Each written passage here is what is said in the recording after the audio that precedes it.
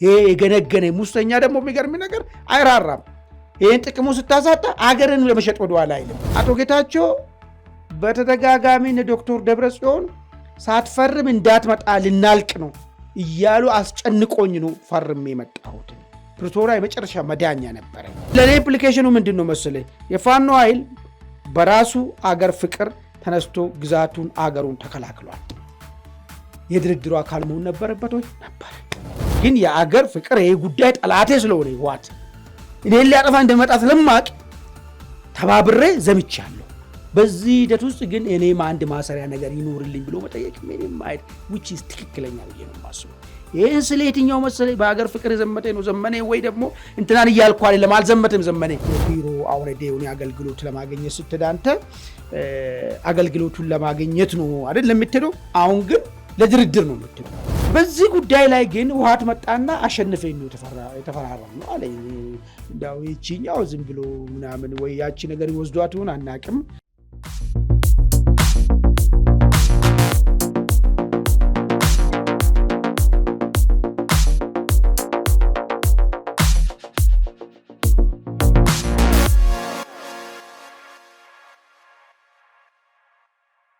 ጤና ይስጥልን በመላው ዓለም የምትገኙ አንድ አፍታ ቤተሰቦች እንደምን አላችሁ? እነሆ አንድ አፍታችን ተጀምረዋል። በዛሬው አንድ አፍታ የምንመለከታቸውን ጉዳዮችን አስቃኛችሁ። የመጀመሪያው ጉዳያችን ከሰሞኑ ከፕሪቶሪያው ስምምነት ጋር በተገናኘ በጠቅላይ ሚኒስትር አብይ አህመድ በህወሓት እንደዚሁም ደግሞ በፋኖ መሪ ዘመነ ካሴ መካከል የተለያዩ ሀሳቦች እየተሰነዘሩ ነው። ጠቅላይ ሚኒስትሩ ፕሪቶሪያን የተፈራረምነው ከተሸናፊዎች ጋር ነው። ከፕሪቶሪያ በኋላ ደግሞ አጠቃላይ የአሰላለፍ ለውጦች እንዴት እንደመጡ በፓርላማ ማብራሪያ ሰጥተዋል። ህወሓት ከዚሁ ጋር በተገናኘ ማስተባበያ ሰጥቷል። የፌዴራል መንግስት ተሸንፎ ከትግራይ ወጥቶ ተገዶ የፈረመው ስምምነት እንጂ ተሸንፌ አይደለም ደብረ ብርሃን ድረስም ደርሼ ነበር ሲል አስተባብሏል። የአማራ ፋኖ ብሔራዊ ንቅናቄ አፋብን ሊቀመንበሩ ዘመነ ካሴም ከዚሁ ጋር በተገናኘ በሰጠው ማብራሪያ የፕሪቶሪያው ስምምነት ቅድሚያውኑ ሲመጣ የፋኖ እጅ ነበረበት፣ በኋላም ደግሞ ስምምነቱ ዋና ዓላማ ያደረገው የፋኖን እንቅስቃሴ ለመግታትና ህወሓትና የፌዴራል መንግስቱ ወደ አማራ ፊታቸውን ለማዞር ያደረጉት ስምምነት ነበር። ነገር ግን በተለያዩ የአሰላለፍ ለውጦች ምክንያት ይህ ጉዳይ ሳይሆን ቀርቷል።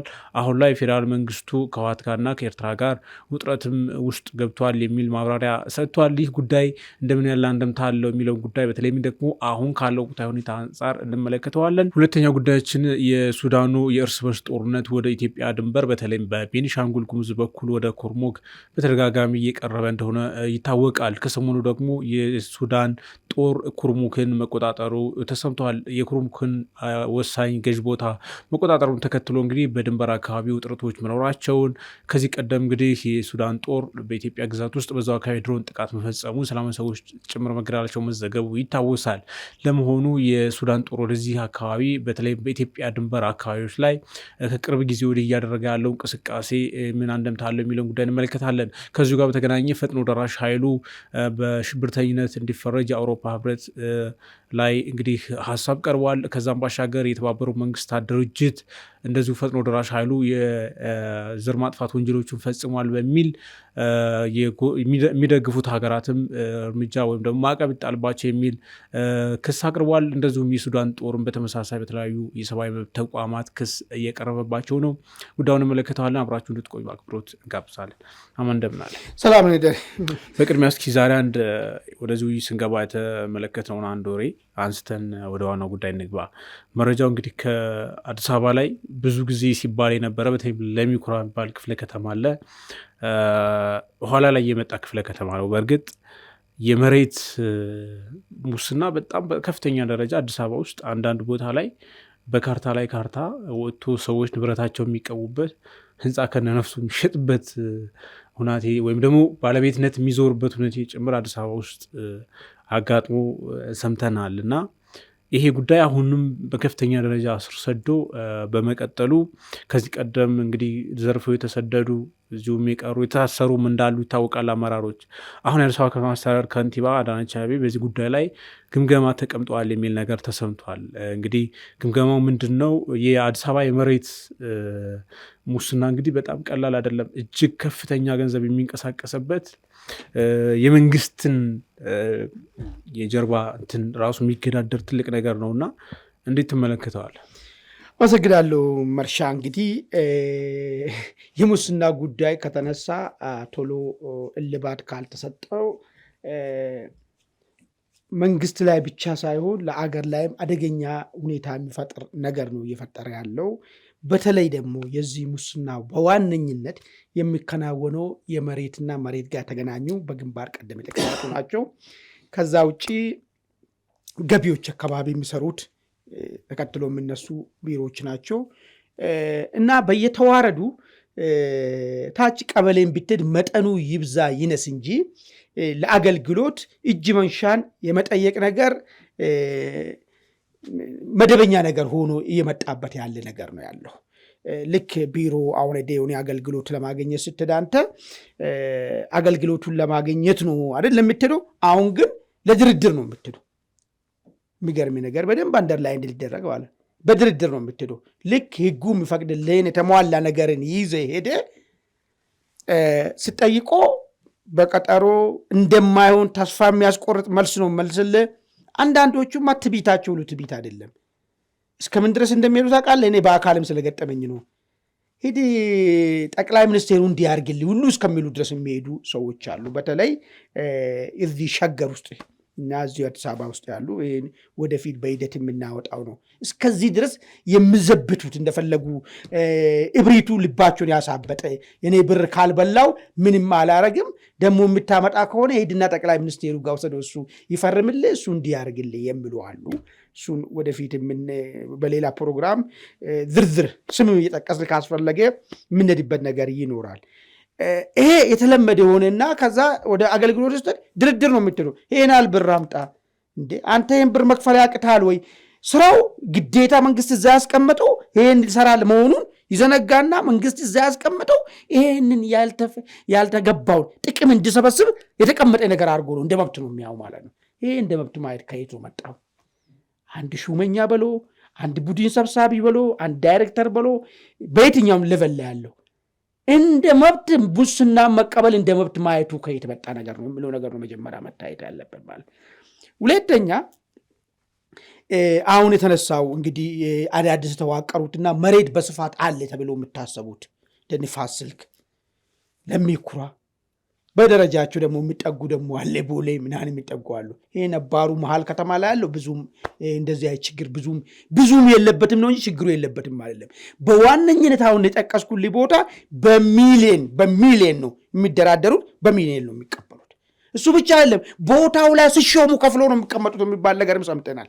የሚገርም ነገር ለበላይ አካል ብር በቃ ለክ። ስለዚህ አንተ ቦታውን ለማግኘት ጉቦ 10 ሚሊዮን ብር ከፍለህ ከሄድክ የግድ የሚመጣውን ነገሮችን ሁሉ የአንተን 10 ሚሊዮን ብር አስመልሰ ትርፋማ ለመሆን ምን ልታረግ እንደሚችል መገመት ነው የሚችለው። ባዶ መሬት የተገኘው ላይ ካርታ እያስወጣ የሰው መሬትን እየቀማ ማንኛውንም ነገሮችን ከማድረግ ወደኋላ አትልም ማለት ነው።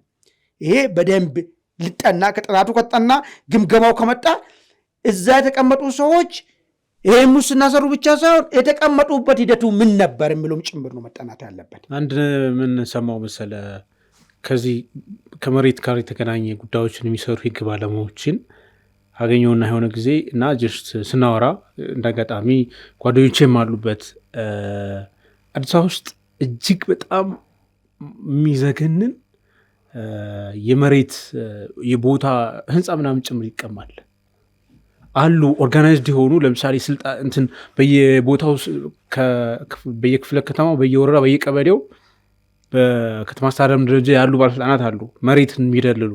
ከነሱ ጀርባ ደግሞ እጅግ ከፍተኛ አቅም ያላቸው ሰዎችን መሰወር ሰዎችን የፈለገውን ማድረግ የሚያስችል አቅም ያላቸው የመሬት አገላባጮች አሉ የሚባሉት። ኦልሬዲ መሬት ንግድ ኦፊሻል እንደ ንግድ ሆኗል ማለት ነው። ዌል ኦርጋናይዝድ የሆኑ ሰዎች ናቸው።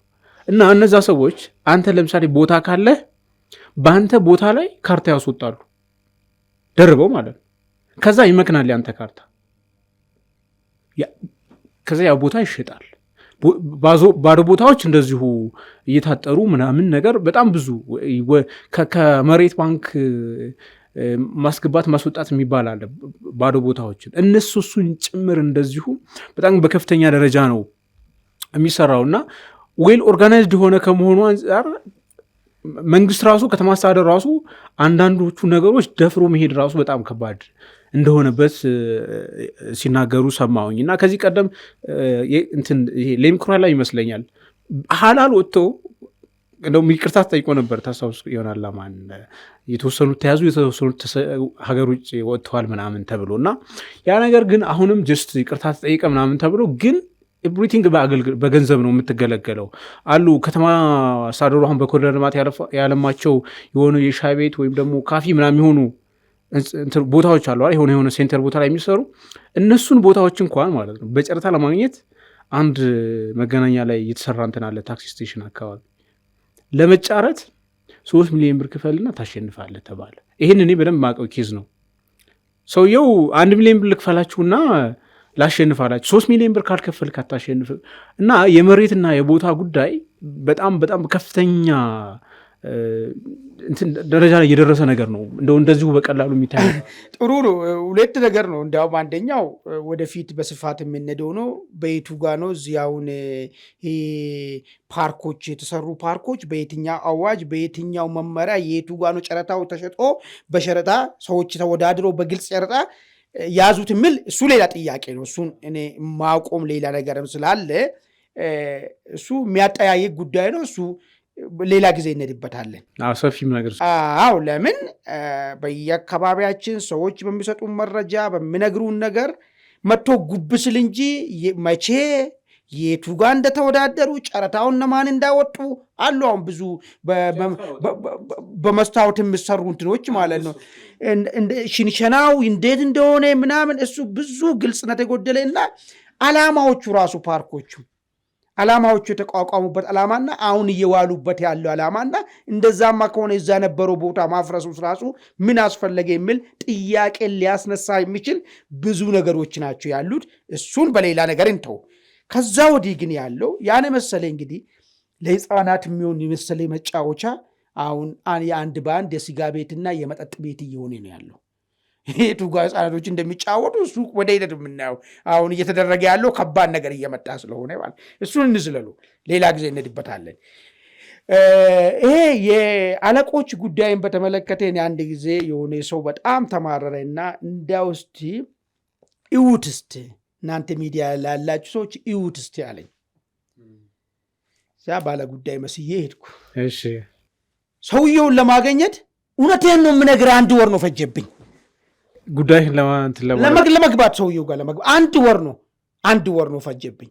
ይሄን የነገረኝ ሰውዬ 3 ወር ፈጀብኝ። በር ላይ የሄድኩ እየተሰለፍኩ 3 ወር ነው ሰውየውን አግኝቼም አላውቅም። ቢመጣም የሚመጡ የሚገቡ ሰዎች አሉ፣ ሌላው በተናል ሂዱ እንባላለን አለ። ይሄን እኔ በአይኔ ያየሁት ምንድን ነው ነገሩ ብዬ ጠየቅኩት። ለካ ሁለተኛ ቢሮ ስጋ ቤት ቪአይፒ ውስጥ ነው እሱ ቢሮ ማለት ነው። ስጋ ቤት ቪአይፒ ውስጥ ነው። ይሄ በጣም እውነቴን ተጨባጭ ነገር ነው ነገር የምነግርህ ነገር ማለት በአካል እዚህ ማዕከል ማለት ነው ማዕከል እጅ ያየሁት ነገር ነው የምነግርህ ነገር ማለት እንደዚህ ተመሳሳይ ነገሮች ብዙ ነገር ነው ያሉት። ከተነካ ፍትሐዊን ነው የምናሰፍነው ከተባለ በአቀኝነት ማለት ነው እነዚህ ሰዎችን ሁሉ ከላይ እስከታች መናድ ሰፊ ነው በጣም የመጀመሪያ ደረጃ። ሁለተኛ ወደዚህ የምታመጣው ሰው ይሄንን ለመጠቀም እኮ የቦታ መጣማት እኮ ዘርማንዘሩ ሁሉ እኮ ነው እኮ እልል እኮ የሚለው ሎተሪ እንደወጣለት ማለት ነው። ለምን የመጣ ቦታው ላይ በመቀመጡ ብቻ በሚሊየን እንደሚያገኝ ስለሚታወቅ። ሶስተኛ ከስራው ጋር ትውውቅ ሁሉ የሌለው ሰው ነው የሚመጣው። ትውውቅ ከሌለ ደግሞ አንተ ፖለቲካል ሹመት ናቸው አይደለም አቀኛም ባትሆን የማይሆን የተሳሳተ ውሳኔ ልትወስን ትችላለህ። በሌብነትም ባይሆን ካለማወቅም የተነሳ የማይሆን ውሳኔ ልትወስን ትችላለህ። እያንዳንዱ አንተ የምትወስነው ነገር ደግሞ ያኛውን ሰው እየጠቅማል፣ ሌላውን ሰው ደግሞ ይጎዳል ማለት ነው። እንደዚህ አይነት ነገሮችም እየተፈጠሩ ነው ያሉት። ስለዚህ እኔ ክብርት ከንቲባ በነካቸው እጃቸው በደንብ አድርጎ ከምን እስከምን ሹመኛ የሚያሾሙ ብር ጉቦ የሚበሉ ለማሾም ከሱ ይጀምራል። ሁለተኛ በዛ መስመር የተሾመውን ሁሉ መመንጠርና አደገኛ ታይት የሆነ እንዴ ምንድን ነው ኢንቴሊጀንሲውም እኮ መፈተሽ እኮ ይችላል እኮ የሚገርም ነገር ሄዶ መፈተሽ እኮ ይችላል እኮ አይታወቅም ብለህ ነው ሄዶ መፈተሽ እኮ ይችላል። ያለ አማይ እኮ አደገኛ ግሪቫንስ ቅሬታ እኮ ይፈጥራል እኮ በጣም ሰፊ እኮ ነው በጣም ቅሬታ እኮ ይፈጥራል እኮ። እኔ እጄ በዚህ ጉዳይ ሄድኩት እኮ ሌላ ቅሬታ አይምሮ ውስጥ እኮ ተፈጥሯል እኮ ይፈጥራል። ለምንም ባይፈጥሩ ምንድነው የተደረገ ያለው ነገር? እኔ አንድ ዳይሬክተር ለማግኘት ወር የሚቀመጥበት በሩ ላይ እንዲህ ነው ወይ መልካም አስተዳደር? እንዲህ ነው ወይ ህዝብን ማገልገል የሚል ጥያቄ ያስነሳል።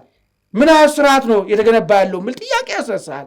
ስለዚህ ለእንደዚህ አይነት ነገሮች ከላይ እስከታች ዝም ብሎ ነክቴ ብቻ የምትመለሳው ከዛ በኋላ እንደዚህ አይነት የሚጠየፍን ትውልድ ነው እዚህ ቦታ ማምጣት ያለበት። የሚጠየፍ በቃ ይሄ ቦታ መጣው የኔ ዘር ማንዘር ህይወታቸው ተለወጠ የሚለው ሐሳብ ይዞ መጣ ሰው የሚጠየፍን ሰው መፍጠር መቻል ነው ያለባቸው። ከዛ ውጪ እርምጃው በትንሹ እርምጃ ማለት እስርን ዝም ብለ ከስራ ከቦታ መነሳሳውን ትንሽ ጥፋት እስርን የጨመረ ነገር ከሆነ ነገሩ ሊስተካከል ይችላል። አሊያ ግን ማህበረሰቡ ውስጥ ቢሮ ውስጥ ራሱ እኮ እዛኛውና እዚህኛው ተቀመጠው ጋር ራሱ እኮ ሌላ ቅሬታ እኮ ፈጥራል እኮ። የሚወስን ቦታ ተቀመጠው ሚሊዮነር ነው፣ ያኛው ደግሞ ሙሳበቢያ የሚያጣላ አርቆ ከስልጣን የሚነሱ ሰዎች እንደዚህ አይነት ነገሮችን እየፈጠረ ነው የሚሄደውና ያ ቦታ ወይ ውሳኔውን በአንድ ሰው እንዳይወሰን ማለት እርግጥ ነው ኮሚቴ ከደረገው ስራም አይሰራም፣ ግን የሆነ በጣም የተጠና ነገርን ማስቀመጥ መቻል ነው ያለበት። እኔ ክፍለ ከተማ ብቻ ሳይሆን ከማዕከል ነው መጀመሪያ ያለበት። ማዕከል ብቻ ሳይሆን ከንቲባ ጽሕፈት ቤት ውስጥ አስፈላጊ ከሆነ መፈተሽ መቻል አለበት ይሄ ነገር ማለት ነው። ከዛ እያንዳንዱ እያጠራ ካልክ በስተቀር አደገኛ ነገር ነው የሚመጣው፣ እንደ ሀገርም ችግር ይፈጥራል። ይሄ የገነገነ ሙሰኛ ደግሞ የሚገርም ነገር አይራራም። ይህን ጥቅሙ ስታሳጣ አገርን ለመሸጥ ወደኋላ አይልም። አይደለም ስርዓት ማፍረስ አገርን ይሸጣል፣ ጥቅሙ ያጣቀም ማለት ነው። ልክ ዱሮ ምን ይባል ቀለድ ነበር ታውቃለህ? የኢህአዴግ ሹመኛ ከስልጣን የተባረረ ቀን ነው ተቃዋሚ የሚሆኑ የሚባል ነገር አለ። የዕለት ማለት ነው። በዛው ልክ ይሄ ከዚህ ቦታ የማይገባውን ሲያገበስብስ የኖረ ሰው ማለት ነው ጠላት ነው የሚሆንበት ለመንግስት ራሱ ማለት ነው። ሁሌ ታታገበስብሰው ስታነሳ ማለት ነው። ስለዚህ ታይቶ መመንጠርና በአካባቢ ልጅ የሚመሰጣጣት ነገርም አለ። መሬትን እሱ ብቻ አይደለም፣ በአካባቢ በትውውቅ እኔ ብዙ ነገር የታዘብኩ ነገር ስላለ ነው። ስለዚህ እንደዚህ አይነት ነገሮችን ማስተካከል መቻል አለባቸው ምን ነገር ነው ሐሳብ ያለው። መልካም፣ ወደ ዋናው ጉዳያችን እንገባለን። ወደ ቤተሰቦቻችን መጀመሪያ ጉዳያችን እንግዲህ የፕሪቶሪያ ስምምነት ከሰሞኑ በጣም ከፍተኛ መነጋገሪያ ይሆናል። በተለይም ደግሞ በፌዴራል መንግስቱና በህወሓት በተፈራራሚዎቹ በኩል ተሸንፈን ነው ስምምነቱ የፈረም ነው የሚል ጠቅላይ ሚኒስትሩ በፓርላማ ህወሓትን አሸንፈን የተስማማ ነው አሉ። ህወሓት ደግሞ በምላሹ በፍጹም መከላከያን አሸንፌ ከትግራይ አስወጥቼ ነው ወይም ደግሞ በእሱ አጠራር የብልጽግና ስርዓት አሸንፌ ነው ስምምነቱ የተፈረመው አስገዳጅ ያደረኩት እኔ ነኝ የሚል ነገር አለ። በዚህ መካከል ደግሞ እንግዲህ ለፕሪቶሪያው ሰላም ስምምነት በተለይ በህወሓትና ፌዴራል መንግስቱ ውጊያ ውስጥ ሚና የነበራቸው የፋኖ ኃይሎችም በዚህ ውስጥ ሚና ነበረን። በፕሪቶሪያው ሰላም ስምምነት እኛን ዞረው ሊወጉን ነበር፣ ነገር ግን በአሰላለፍ ለውጦች ነጥለው ሊመቱን የነበርነውን አከሸፍነው የሚል ነገር ዘመነ ካሴ ንግግር አድርጓል። ለመሆኑ የፕሪቶሪያው ሰላም ስምምነት በዚህ ወቅት ለምን በዋና አክተሮቹ በኩል ትልቅ ዋና ጉዳይ ሆነ የሚለውን ጉዳይ ከወቅታዊ ጉዳዮች ጋር አያይዘን በተወሰነ መልኩ እንመልከታማል። መልካም እንግዲህ ፕሪቶሪያ ስምምነት ጠቅላይ ሚኒስትሩ ባለፈ ለፓርላማ ባደረጉ ማብራሪያ ላይ ፕሪቶሪያን በተመለከተ ያነሱት ነገር አለ። እኛ ለሰላም ስንል አሸንፈን ከተሸናፊ ጋር ቁጭ ብለን የተፈራረምን የመጀመሪያ ኃይሎች ነን። ይሄ ሊለመድ ይገባል። አሸንፍ ያለው በሚል ነገር ብቻ እንትን ማለት አይቻልም የሚል ነገር አነሱ። ከዛ ወዲያውኑ ወደ ትግራይ ፕሪቶሪያ እኮ እኛ አስገድደን ነው መንግስትን አሸንፈን ነው ያስፈረም ነው የሚል ነገር መልስ መጣ። አሁን ደግሞ ከወደ ፋኖ ደግሞ ፕሪቶሪያ እኮ የተፈረመ ህወሓትን መንግስትን አሸንፎ ሳይሆን መንግስትም ህወሓትን አሸንፎ ሳይሆን ፋኖ አስገድዶ ነው ፕሪቶሪያ እንዲፈረም ያደረገው የሚል ነገር መጣ። ምንድን ነው ከዚህ ፕሪቶሪያ ጀርባ ያለውና እነዚህ ሁሉ ቡድኖች በዚህ ደረጃ የገለጹት ነገርና እኛ ደግሞ የዚህን ሀገር ፖለቲካ እንደምረዳ በወቅቱ በስራ ላይ እንዳለ ሰው ፕሪቶሪያ ምን መልክ ነበረው? እነዚህ ኃይሎችስ ምን ዲሌቨር ማድረግ ፈልጎ ነው አሁን በእንደዚህ ደረጃ ያመጡት የሚለውን ነገር ማየቱ ጠቃሚ ይመስለኛል። እኔ ቀላል ነገር አይደለም። እንግዲህ ፕሪቶሪያ የተፈረመው 2015 ነው። ሩቅ አይደለም ወይ 15 ምናምን አይደለም። ዛሬ 200 ምናምን ዓመት ምናምን ነገር አይደለም። አሁን ከ3 ምናምን ዓመት በፊት ነው የተፈረመው ፕሪቶሪያ። በ3 ዓመት በፊት የተፈረመው ፕሪቶሪያ ላይ ለምንድን ነው የተለያየ ግንዛቤ ፕሪቶሪያ ለመፈረሙ ጉዳይ የተለያየ ግንዛቤ የተያዘበት? ወይስ ሁሉም በፕሪቶሪያ የራሱን ፖለቲካ መሸቀጥ ፈልገዋል ወይ ማየቱ ጠቃሚ ይመስለኛል ማለት እንግዲህ ፕሪቶሪያ የምናስታውስ ያኔ ኢትዮጵያ ውስጥ የነበረው ኃይል በአብዛኛው ህወሓት ሊወገድ ሳምንት ተቀረው ነው። መንግስት መቀሌን በ20 ኪሎ ሜትር ራዲየስ ከቦታል። ስለዚህ ምንድነው ድርድሩ የሚሆነው? ድርድር ሳይሆን ድርድርም ከሆነ እጅ እንዲሰጡ ከሀገር ከፈለጉ እንዲወጡ ሁኔታውን ማመቻቸት ነው እንጂ መንግስት ምንም አይነት ድርድር መፈረም የለበትም የሚል ሀሳብ የሚያቀርቡ ወገኖች ነበሩ። በህወሓት በኩልም የነበረው የምናስታውሰው ነው። ሚዲያ ላይ ቀርቦ ሲናገሩ የነበሩ በወቅቱ የነበሩ ሰዎች አይደለም ትጥቅ ሌላም አድርጉ ብንባል የምናረግበት አስገዳጅ ሁኔታ ውስጥ ነበርን የሚል በዋይት ኤንድ ብላክ ሪከርድ ሆኖ ዩቱብ ላይ ያለው ነገር ነው። እንግዲህ መካድ የሚቻል ነገር አይደለም። ተገደናል፣ ነዳጅ የለም፣ ምንም መንቀሳቀስ የምንችልበት ሁኔታ ውስጥ አይደለም ያለ ነው። ስለዚህ ይህንን ፍርማ መፈረም ግዴታችን ነው የሚል አቀረቡ። አቶ ጌታቸው በተደጋጋሚ ዶክተር ደብረጽዮን ሳትፈርም እንዳትመጣ ልናልቅ ነው እያሉ አስጨንቆኝ ነው ፈርሜ የመጣሁት፣ ፕሪቶሪያ የመጨረሻ መዳኛ ነበረ የሚል ያነሳል። ኦኬ፣ ይሄ ከሆነ ፋክቱ ጥያቄ የነበረው ሰዎች ምንድን ነው የሚያነሱት? ህወሓትን ሙሉ ለሙሉ ዲስአርም ማድረግ የሚቻልበት ህወሓትን ማስወገድ እየተቻለ ፕሪቶሪያ መንግስት ሄዶ አብሮ ማድረጉ ራሱ ልክ አይደለም በማለት የመንግስት ደጋፊ የነበረ የተበተነ ብዙ ኃይል አለ። የሚገርም ነገር በዚህ ምክንያት መንግስት ራሱ ለህወሓት ስስ ልባስ አይቶታል። እንዴት ነው ፕሪቶሪያ ላይ አሸናፊ እንዴት ከተሸናፊ ጋር አፈራረባል? ከተሸናፊ ጋር ደግሞ የምትፈራረሙ ድርድር የአሸናፊን አፐራንድ ብቻ ያሳየን እንጂ የተሸናፊ ኮንዲሽን ኮንሲደር ያላደረገ ነው። አይተናል። በሁለተኛ ዓለም ጦርነት ጀርመን ጀነራሎችን ድር ያደራበት ባቡር ውስጥ ነው ቁጭ አድርጎ ያስፈረሟቸው። እንደዚህ ነው መሆን ያለበት የሚል ምሳሌ የሚያነሱ ሰዎች ነበሩ። አሁን እንግዲህ ይሄ ነው ፋክቱ። ይሄ ፕሪቶሪያ በወቅቱ የነበረው ፋክት ነው የምናውቀው መሬት ላይ ያለው ነገር። አሁን ግን ምን መጣ? ጠቅላይ ሚኒስቴሩ አሸንፈን ከተሸናፊ ጋራ ተደራድረናል አሉ። which is true የሚገርም ነገር ማለት ነው። ምንም አይነት እንትን የለውም። ግን ለምንድን ነው ያ ነገር የሆነው ነገር ነው? መንግስት ሆደ ሰፊ ስለሆነ ህወሓት ቢሸነፍም ለነገው ለማስተማር አስቦ ነው? ምንድን ነው ከዛ ጀርባ ያለውን ፖለቲካ አልነገሩንም። እሱም ነገር ለምንድን ነው አንድ ወገን ኤክሰፕሽናል አይደለም ብልጽግና በዓለም ላይ ያለው ኃይል ውስጥ ማለት ነው አሸንፎ ተሸናፊውን ከጎኑ እኩል ወንበር ላይ አድርጎ ለምን ይደራደራል? ለምንድን ነው መንግስት እንደዛ ያው? እንደውም ጌታቸው ረዳ ራሱ ከሰሞኑ አንድ መድረክ ላይ ንግግር ሲያደርጉ ማንናገራቸው ሚስጥር አሉ ስለ ስምምነት ሲሉ ሰምቻለሁ። እሱ ራሱ በጣም መነጋገሪያ ሆኗል። በነገራችን ላይ እስካሁን ያልተናገሩ አሉ፣ ቃል በቃል አሉ። እዚህ አዲስ አበባ የነበረ እንግዲህ በወቅቱ የነበረ ስፔኩሌሽን ምን ነበረ? ኢትዮጵያ መንግስት ተገዷል በፈረንጆች እንጂ በፍጹም ኖርማል አይደለም። የተደረገው ነገር ኖርማል አይደለም። ለምን አንተ የበላይነትን ይዘ ማሸነፍን አረጋግጠ ልደመስስ ከቤ መተ ባይሆን እንኳን እዛው ፕሪቶሪያ ሳይሆን እዛው እኮ መቀሌ ጋር እኮ ቆሞ መሳሪያችሁን እያወረዳችሁ ኑና ተመዝገቡ እዚሁ ጋር ምናምን ማለት የሚቻልበት ሁኔታ እያለ ለምንድነው የተፈራረመ የሚል ጥያቄ ሲመጣ ኦኬ ጫና ነበረ፣ ከዓለም አቀፍ መንግስታት ጫና ነበረ። ጫናውን ደግሞ ሰርቫይቭ ማድረግ አይቻልም። ስለዚህ ያለው አይባልም ማለት አይቻልም። ኦብቪየስሊ የሚታይ ነገር ነበረ።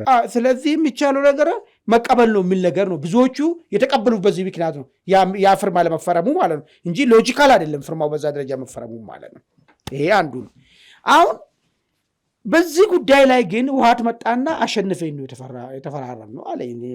እንዳው ይቺኛው ዝም ብሎ ምናምን ወይ ያቺ ነገር ይወስዷት ይሆን አናቅም፣ ወይ ደግሞ ያው አንዳንዴ ሞቅ ስል የምታወራለ እንደ ሚዲያ አካባቢ የሚመጡ ሰዎች ማለት ጠራጠራለሁ እኔ የሆነ ከኖርማል ከፍ ብሎ ሲመጡ ዝም ብሎ ምናምን አይን ነገር አይ ከሱ ይልቅ አሁን ፋክቱን ሳይሆን ፖለቲካል እንትን ነው አሁን ምላሽ የሚሰጣው። ምንድን ነው ፖለቲካል እንትን? ለምሳሌ ማለት ነው ህወሓት አሸንፌ ነው አሁን እኮ ነገርኩ እኮ የነበረው ፋክት 20 ኪሎ ሜትር ራዲየስ ላይ ኢቨን ፈረንጆቹ እንኳን ጫና ብኖር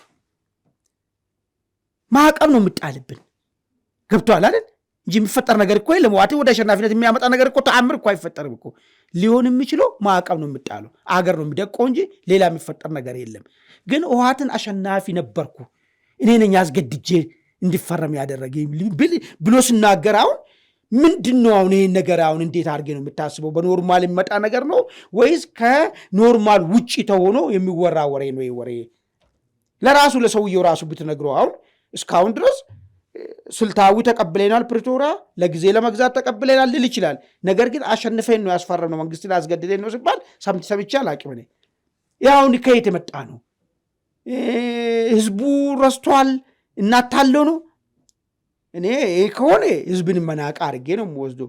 ወይስ የትግራይ ህዝብን አሁን ደግሞ ዳግም ጦርነት ውስጥ ለማስገባት እያሰብን ስለሆነ ከዚህ በፊት ተሸንፋችሁ ነበር አይደለም ወይ እንዳይልን፣ አይ አሸንፈን ነው እና ትግራይ ህዝብ እኮ ነበረ እኮ ኢትዮጵያ ውስጥ እኮ ሂደቱን እኮ በደንብ እኮ ነው የሚያውቀው እኮ። እንደውም ምን ይላል ቃል አቀባዩ ህወሓት መልስ ሰጡ፣ ደብረ ብርሃን ደርሰን ነበር ይላሉ። ያው ደብረ ብርሃን ደርሰው ደብረ ሲና አካባቢ ደብረ ሲና ደርሰው መመለሳቸውን አይነግሩንም። አክቹዋሊ እዛ ደርሰን ነበር ከመቀሌ ጠራርገን ምናምን አስወጣ ነው ምናምን ነገር እና አስገድደን የተስማማ ነው ይሉና ጠቅላይ ሚኒስትሩ እንደዚህ እያለ ያለው ብቻውን ስለቀረ የሞራል ግንባታ ነው ይላሉ ቃል በቃል። ምንድነው አሁን የሚገባኝ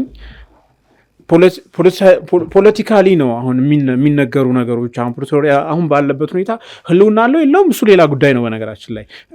ምክንያቱም ኦልሬዲ ተፈራራሚዎቹ ሌላ አዲስ የጦርነት ዝግጅት ውስጥ ስላሉ በዛም ማዕቀብ ውስጥ እየተነጋገሩ ስላልሆነ አሁን ጠቅላይ ሚኒስትሩም እንደዚህ ሲሉ ህወሓትም እንደዚህ ሲል ከዛ ደግሞ በፕሪቶሪያ ሰላም ስምምነት መሰረት ተገለናል በሚል በወቅቱ ቅሬታ አቅርበው የጦርነቱ ተሳታፊ ስለነበሩ ዋና አክተሮች ስለነበሩ የፋኖ ኃይሎች እነሱም አሁን በፕሪቶሪያ ሰላም ስምምነት ህወሓትና ብልጽግና እኛን ወደ ፊታቸውን ወደ አማራ ዙሮ እንዲወጉን ነበረ የአፈራራሚዎቹ ፍላጎት የሚል ነገር ዘመነ ካሴ ተናገረ።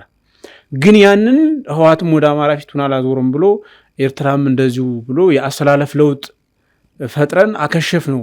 ፕሪቶሪያ ላይ እኛ ነበርንበት፣ በኋላም ደግሞ እሱንም ወደኛ ሊመጣ የነበረውን ጫናም ብቻችንን ተነጥለን ልንበላ የነበረውን አፍርሰነዋል የሚል ነገር መጣና እሱንስ እንዴት ትመለከተው?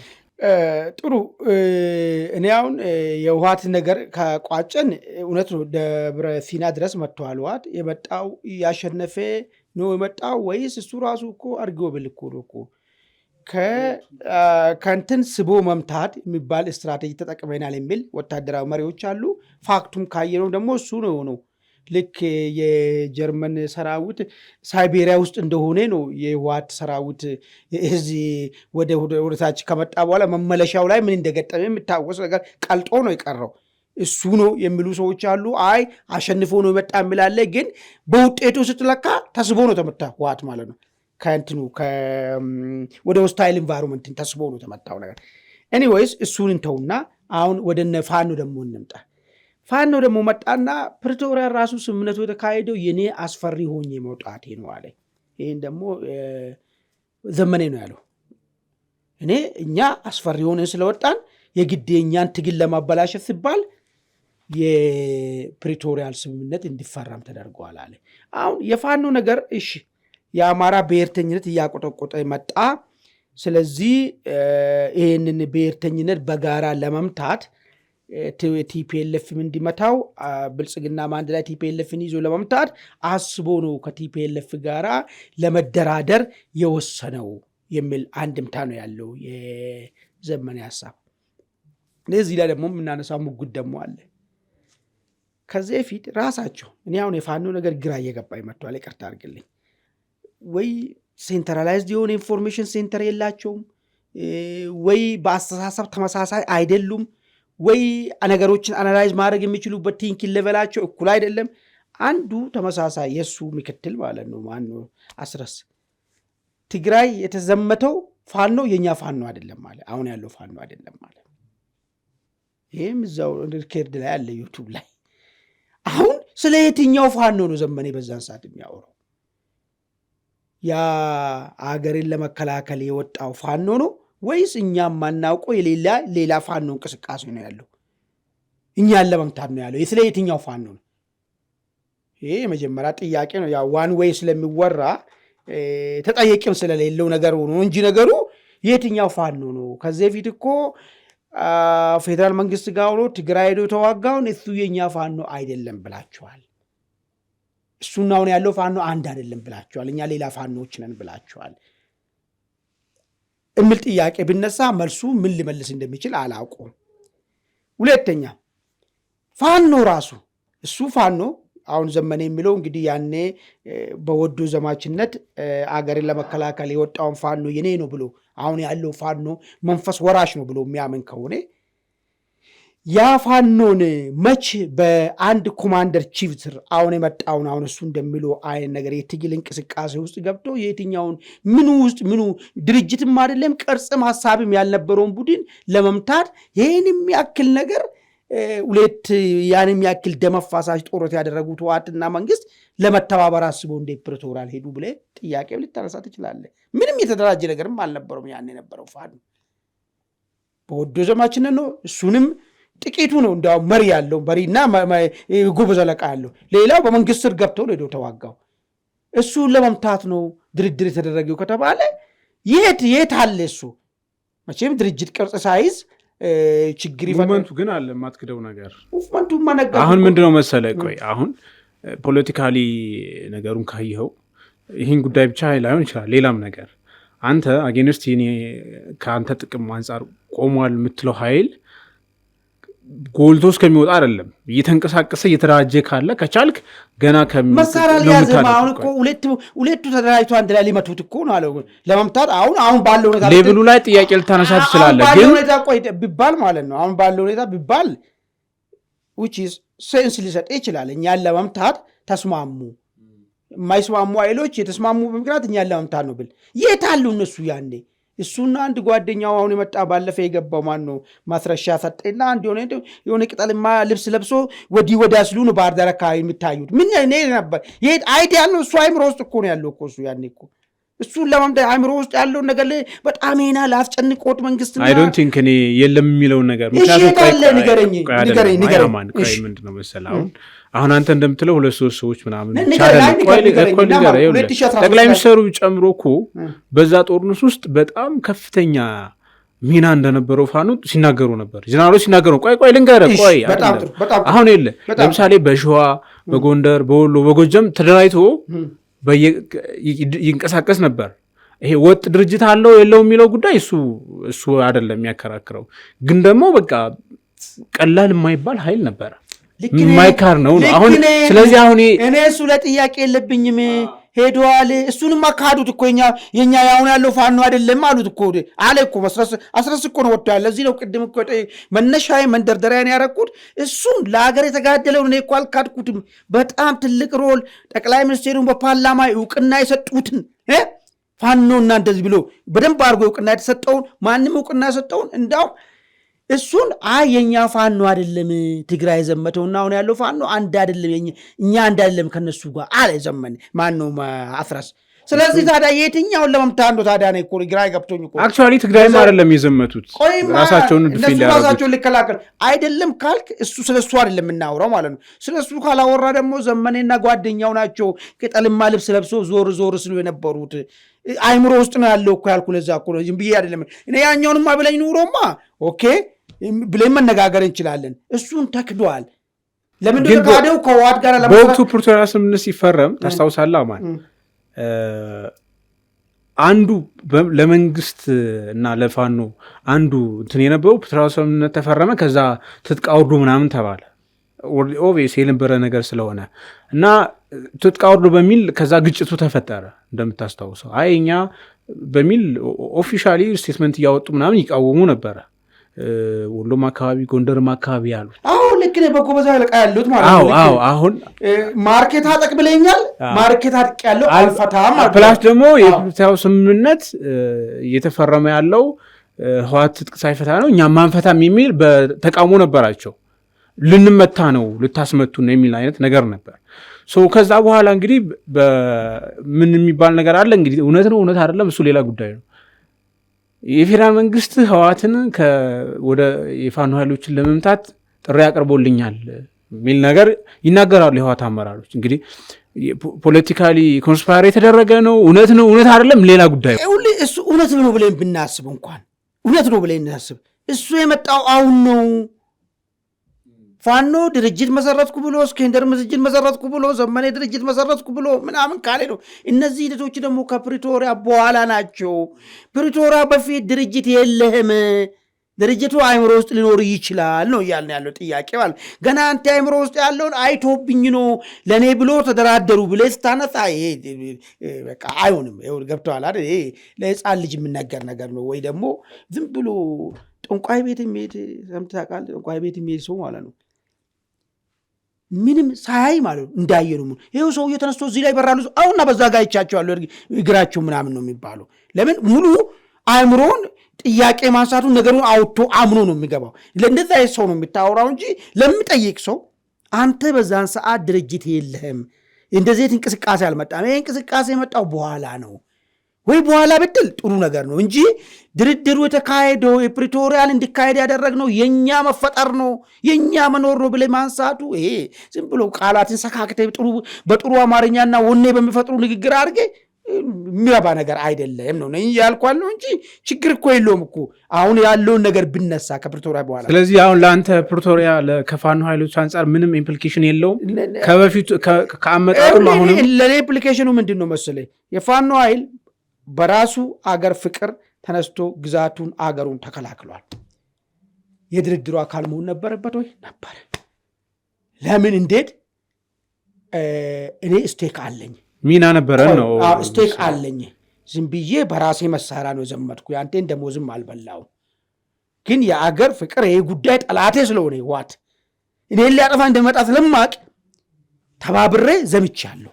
በዚህ ሂደት ውስጥ ግን እኔም አንድ ማሰሪያ ነገር ይኖርልኝ ብሎ መጠየቅ ምንም አይደል which is ትክክለኛ ብዬ ነው የማስበው።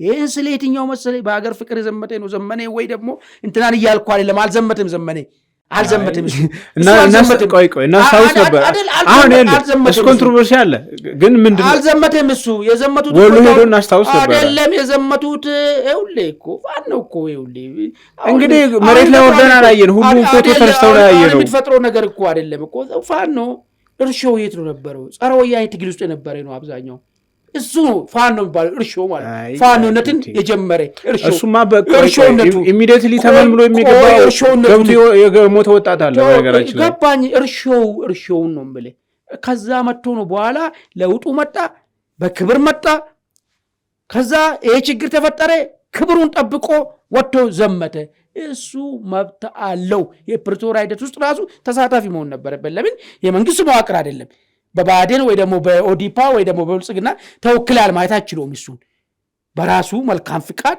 የፖለቲካ ልዩነትን ቢኖረኝም አገሬ መከላከል አለብኝ ብሎ ነው ወጣ አልተቀላቀለም ራሱን ችሎ በራሱ ሲሄድ ነበረው እሱ እኔም በዚህ ሂደት ውስጥ የሆነች ነገር ይኖረኛል ብል ያስኬዳል ነገር ግን ዝም ብለው ሆቴል ባለ ኮከብ ሆቴል ቅድም እንዳልኩ ቅጠልማ ልብስ ለብሰው ይሽከረከረ ነበሩ ይወክላሉ እነሱ ማለት አይችልም በእድሜም በምንም በትግል ታሪክም ይበልጣሉ እነሱ ካንተ አሁን ግን አንተ የሰበሰብካቸው ዘመኔ የሰበሰባቸው አሁን ያሉትን ነው አሁን ያለው ድርጅቱ መሪ ነው ዘመኔ ማለት አሁን ይወክላል ያኔ ግን አይወክልም ነበር ነው ጥያቄ ማለት አለ ያኔ ተወካል አይደል አልነበረም እሱ ስለዚህ የፕሪቶሪያል ጉዳይ የሚያወራበት ሞራል ራሱ የለውም እሱ ያውሩ የነበሩ ሰዎች የተፋለሙ ሰዎች በጎበዝ አለቃ ወጥቶ የተፋለሙ ሰዎች ያውሩ እነሱ ነው የምታየኝ ግን አጠቃላይ የፕሪቶሪያ ሰላም ስምምነት ከሶስቱ ኃይሎች አንፃር አሁን ካለው ያሰላለፍ ሁኔታ አንፃር ኦልሬዲ ሁሉና ጥያቄ ውስጥ የገባ ነው ስምምነቱ ግን ለምንድን ነው አሁን ፖለቲካሊ ኮንድ ተደርጎ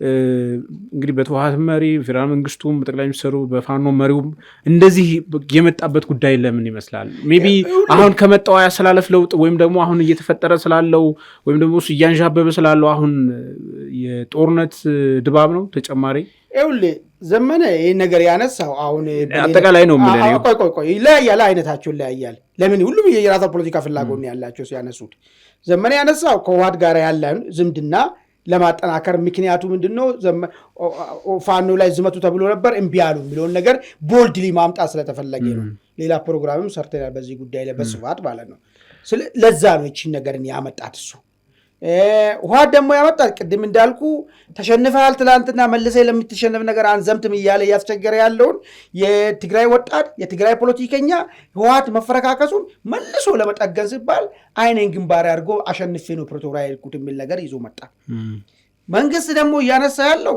እኔ በዚህ ደረጃ ወደ ሰፊ ነኝ፣ ዓለም ላይ ያልተሞከረ ቲዮሪን ዲቨሎፕ ማድረግ ሰው ነኝ የሚል አይነት ነገር ለማምጣት ነው።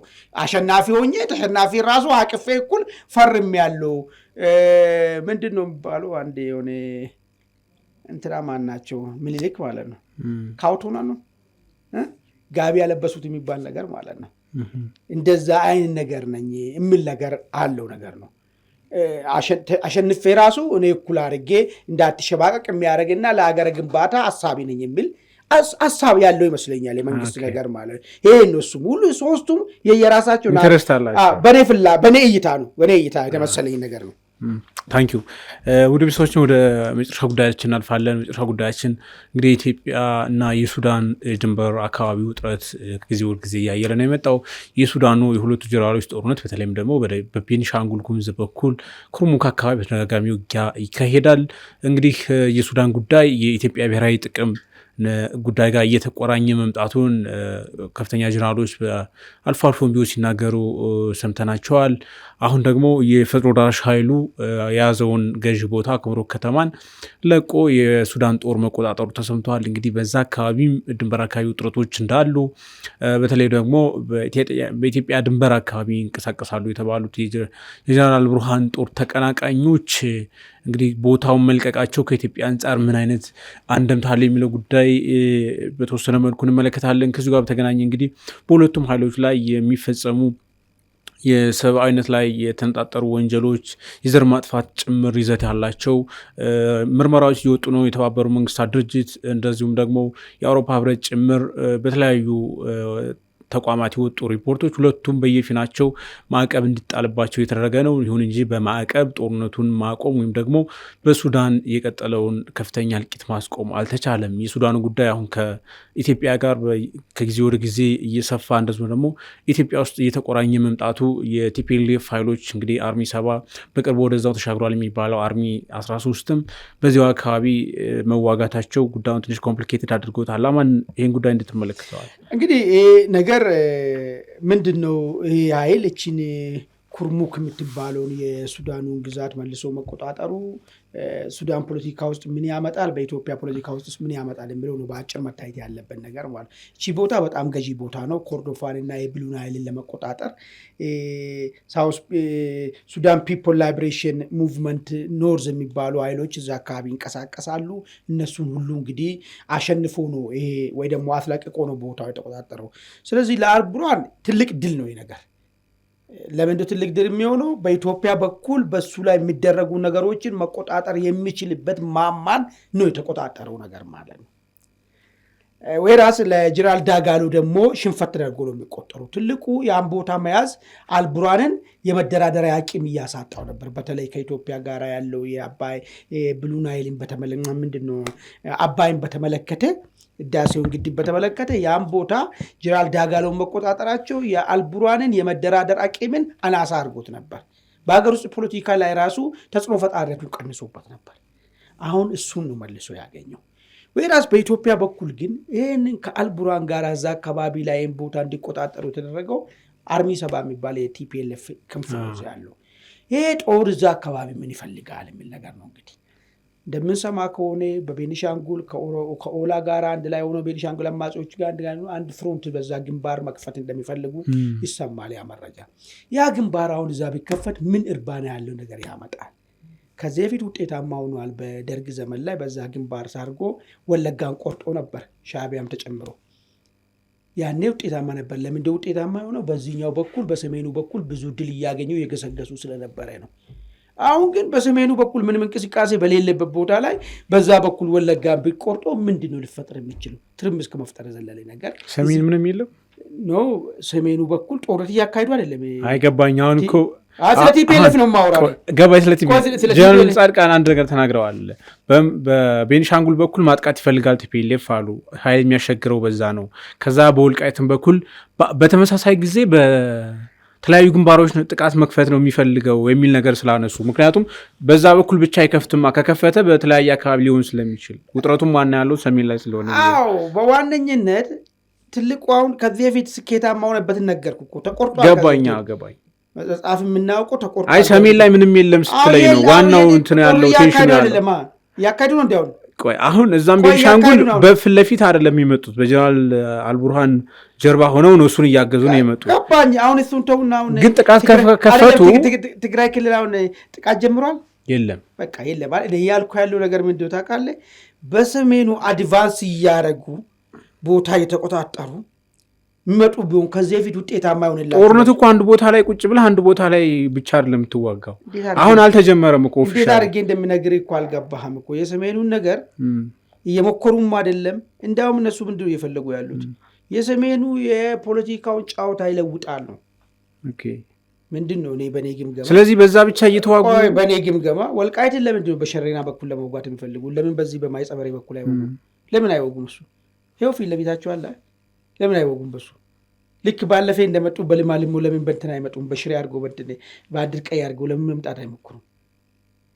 ዋይ ስለዚህ ከውጭ ወደ ውስጥ ብቻ ነው እነሱ ምንድነው ፖለቲካውን ስለሚያዛባና ሌላ እንትን ያደርግብናል ብሎ ስላሰቡ ለዛ ይመስለኛል ኃይላቸውን እየወጡ ወደ ውጭ እያወጡ ያሉት ይመስለኛል። አሁን ምንድነው ብዬ ሳየው ማለት ነው። ለምን ወልቃይትን በዚህ ገና በኤርትራ አድርጌ በሱዳን ውስጥ ገብቴ መልሰ የተገዘን ተሻገረ ወደዚህ አሁን በወንዝ ላይ ተሻገሩ አይተ ከሆነ ማለት ነው እያደረጉት ያሉት ማለት ነው።